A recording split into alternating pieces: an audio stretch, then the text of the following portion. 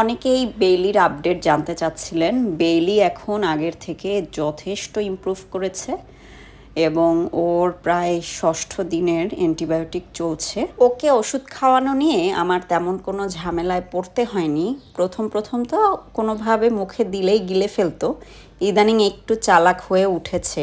তবে আমার সাথে চালাকি করে খুব একটা পার পাবে না, ঠিকই আমি তাকে ওষুধ খাইয়েই ছাড়বো। ওষুধ যতটা সহজে খায়, ড্রেসিংটা কিন্তু এত সহজে করতে দেয় না। ড্রেসিং করানোর সময় তার পিছনে পিছনে যথেষ্ট ছোটাছুটি করে তারপরে তাকে ধরতে হয়। দুইজনে মিলে যখন ড্রেসিং করি তখন তো আরামসে হয়ে যায়, আমি পেটটা হাতড়ে দিলে চুপচাপ শুয়ে থাকে।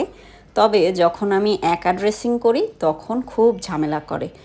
আগে তো ওষুধটাই চেটে চেটে খেয়ে ফেলতো, পায়ের ভিতরে যখন ম্যাগট ছিল অনেক বেশি চুলকাতো। এখন চুলকানি বোধহয় একটু কম, কারণ যখন ওষুধ দেই এখন আর চেটে চেটে খেয়ে নেয় না। ওর ইমপ্রুভমেন্ট দেখে আমরা প্রচণ্ড হ্যাপি, আশা করছি আপনারাও হ্যাপি হবেন।